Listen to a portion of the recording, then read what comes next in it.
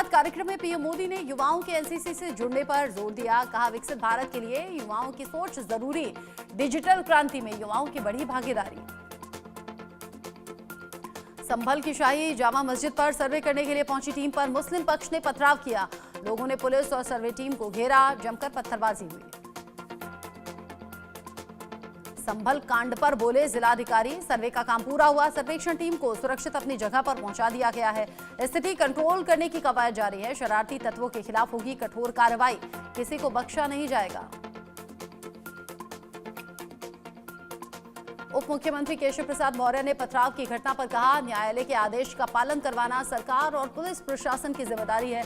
उसका पालन करवाया जाएगा और जो न्यायालय के आदेश के अनुपालन में बाधा डालेगा उसके खिलाफ होगी कानूनी कार्रवाई। उपचुनाव के नतीजों पर बोले केशव प्रसाद मौर्य, अखिलेश यादव 9 में से 9 सीटों को जीतने का कर रहे थे दावा, लेकिन जब खोदा पहाड़ तो निकली चुहिया। जनता का जनादेश एक संदेश है जो कि समाजवादी पार्टी की साइकिल अब पंक्चर हो चुकी है। सपा का पीडीएफ फर्जी है, उसका अब कोई भविष्य नहीं।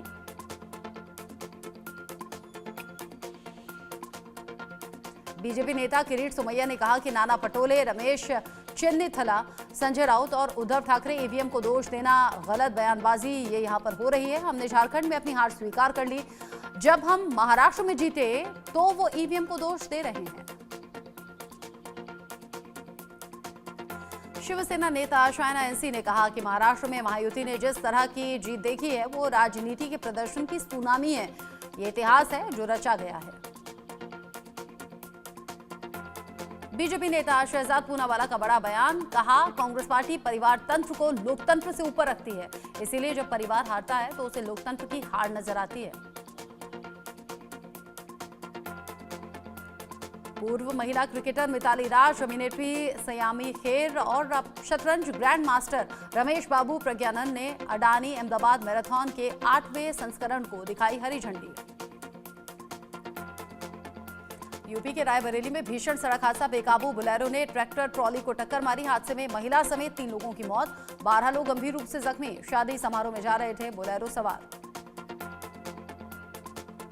महाराष्ट्र में महायुति की महाविजय के बाद में पीएम मोदी का कांग्रेस पर बड़ा हमला, कहा झूठ बोलने वालों को जनता ने खारिज किया।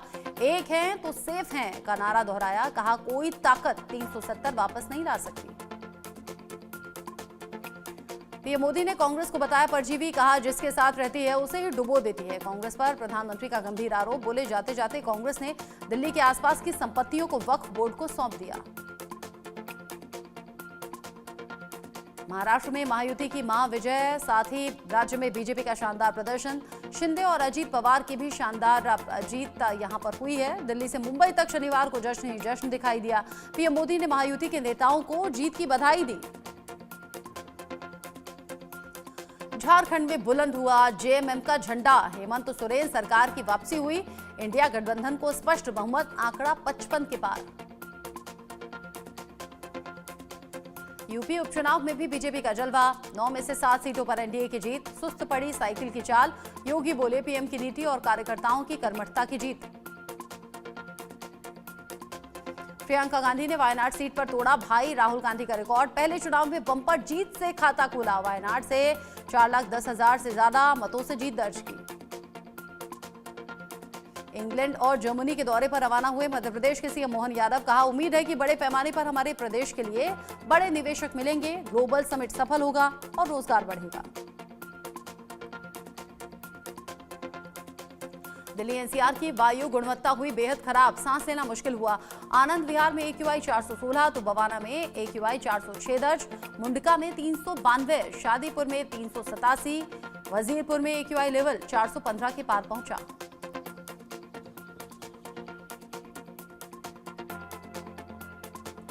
जम्मू कश्मीर के सोनमर्ग में मौसम की पहली बर्फबारी, मौसम हुआ सुहाना, पर्यटकों और होटल व्यवसायियों के चेहरे खिले।